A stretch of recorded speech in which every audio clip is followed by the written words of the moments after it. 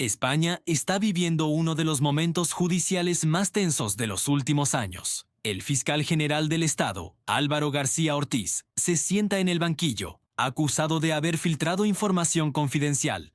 Un caso que, por sí solo, ya sería gravísimo. Pero es que este no es un juicio cualquiera. Es el juicio del hombre que representa la cúpula del Ministerio Fiscal, el responsable de velar por la legalidad, el que acusa en nombre de todos, ahora sentado como acusado. Y todo, además, bajo la sombra del gobierno de Pedro Sánchez, que lo propuso para el cargo y al que está estrechamente vinculado. Las imágenes del fiscal entrando en la audiencia de Madrid han dado la vuelta a todos los informativos. Lo hemos visto con un rostro serio, tenso, rodeado de una marea de cámaras, micrófonos y periodistas que buscaban la frase del día.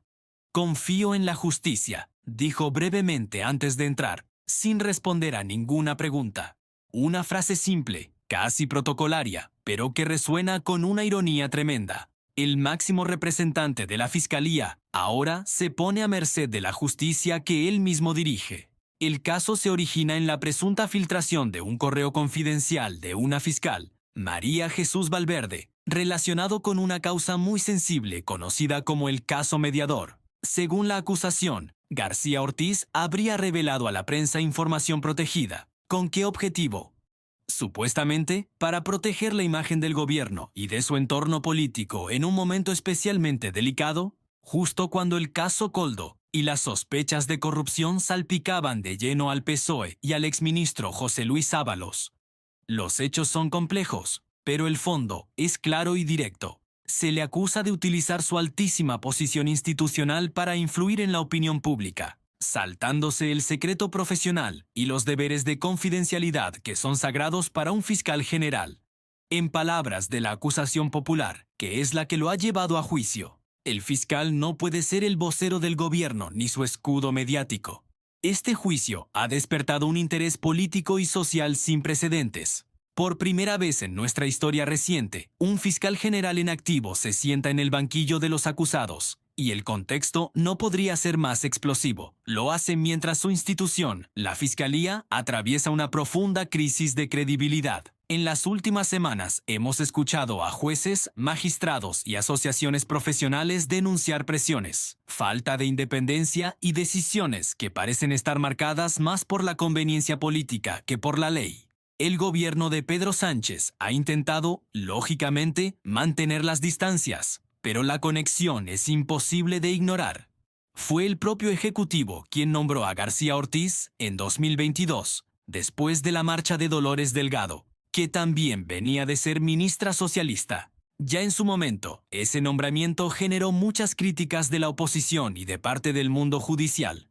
El argumento del gobierno fue que se trataba de un fiscal de carrera con experiencia y compromiso con la justicia. Hoy, ese nombramiento se le ha vuelto completamente en contra. La oposición lo utiliza como el símbolo perfecto de la injerencia política en el sistema judicial. Durante la primera jornada del juicio, la Fiscalía, representada paradójicamente por un fiscal adjunto, defendió que García Ortiz no cometió ningún delito. Su argumento es que la información publicada ya era conocida en otros ámbitos profesionales. Sin embargo, la acusación particular sostiene todo lo contrario, que fue una filtración premeditada, ejecutada desde el propio despacho del fiscal general. Las pruebas que se están presentando incluyen rastros digitales, metadatos de correos electrónicos y declaraciones internas que apuntan directamente a su entorno más cercano. Los testimonios de otros fiscales han sido demoledores. Uno de ellos, en un tono que sonaba casi a desesperación, declaró ante el tribunal: si el fiscal general puede filtrar un correo confidencial y no pasa nada, ¿qué mensaje enviamos a la sociedad? Que la ley es solo para los demás. Esa frase, repetida hasta la saciedad en las cadenas de televisión, resume el sentir general de una buena parte de la judicatura española. La idea de que la politización de la justicia ha llegado a un punto insostenible. Mientras tanto, la oposición ha olido sangre. El Partido Popular ha exigido la dimisión inmediata de García Ortiz y ha pedido la comparecencia urgente de Pedro Sánchez en el Congreso para que dé explicaciones. Si el fiscal general del Estado está imputado por corrupción institucional, la responsabilidad última es de quien lo nombró, afirmaba esta mañana el portavoz del PP. Vox, por su parte, ha ido un paso más allá y ha anunciado que solicitará una comisión parlamentaria para investigar lo que ellos llaman la infiltración del PSOE en la Fiscalía. El clima político es irrespirable. Cada día trae nuevas declaraciones, nuevos reproches y un tono cada vez más incendiario. Pero más allá de todo este ruido político, este caso nos obliga a hacernos una pregunta mucho más profunda. ¿Puede la justicia ser verdaderamente independiente en España? Los analistas lo tienen bastante claro. El problema no es solo García Ortiz, sino el sistema de nombramientos. El fiscal general del Estado es designado directamente por el gobierno de turno, lo que lo convierte, en la práctica, en un alto cargo político. Y aunque su función debería ser puramente técnica y judicial, la realidad es que su mandato siempre se interpreta en clave partidista. Cada vez que cambia el gobierno, cambia el fiscal general. Y con él, cambian las prioridades, la atención sobre ciertos casos sensibles y las líneas rojas.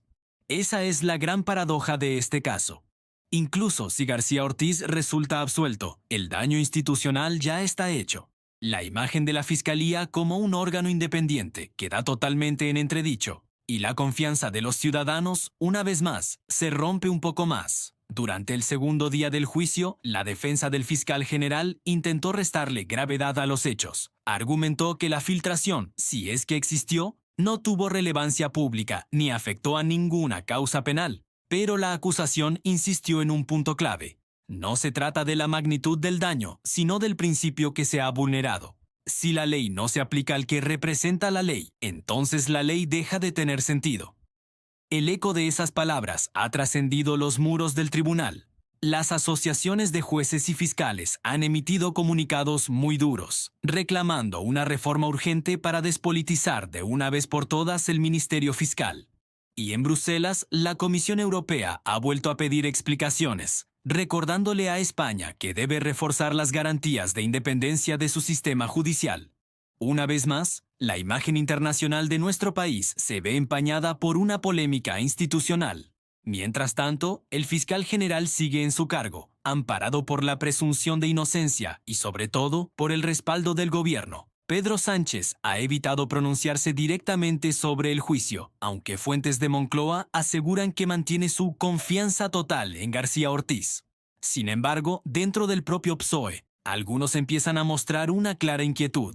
No podemos seguir defendiendo lo indefendible, habría dicho un diputado socialista en privado, según algunas fuentes del Congreso. La prensa, por su parte, ha convertido el juicio en un auténtico espectáculo nacional. Los programas de debate abren con tertulias encendidas. Los columnistas se dividen entre los que piden su dimisión inmediata y los que lo presentan como una víctima del lawfare, esa supuesta guerra judicial contra el gobierno. Y en medio de todo ese ruido, el ciudadano de a pie asiste a todo esto con una mezcla de incredulidad, hartazgo y cansancio. Un nuevo caso, un nuevo escándalo, otro capítulo más en la interminable historia de desconfianza hacia nuestras instituciones. El veredicto final aún tardará en llegar, pero pase lo que pase, este caso ya ha dejado una huella imborrable. Si García Ortiz es condenado, el gobierno sufrirá un golpe devastador. Perdería a su hombre de confianza en la Fiscalía y quedaría marcado para siempre por la sombra de la corrupción institucional. Si resulta absuelto, la oposición lo presentará como una muestra más del control político que ejerce el gobierno sobre la justicia. En cualquiera de los dos escenarios, el sistema pierde.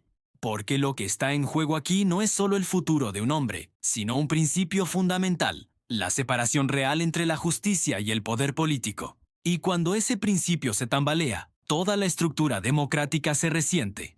El juicio al fiscal general no es solo una historia judicial, es una radiografía del momento político que vive España, un país polarizado, desconfiado y cansado de ver cómo los poderosos parecen jugar con unas reglas diferentes a las del resto. Mientras el fiscal se defiende en los tribunales, es la propia justicia la que se defiende ante la opinión pública. Y la sensación general es que ambas están en una profunda crisis. En los próximos días veremos más declaraciones, leeremos más titulares y las redes sociales arderán.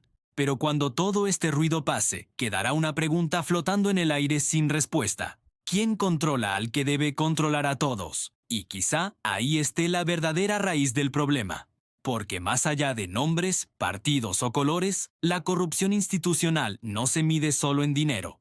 También se mide en silencios, en omisiones, en decisiones que se toman en despachos cerrados. Y en ese terreno, España lleva demasiado tiempo sin hacer limpieza. El fiscal general está en el banquillo, pero con él se sienta toda una forma de hacer política, una forma que confunde la lealtad con la obediencia, la independencia con la conveniencia, y la justicia con la estrategia. El juicio apenas ha comenzado, pero el veredicto moral parece estar ya escrito. La confianza se ha roto, y reconstruirla va a llevar años. Gracias por acompañarme en este análisis.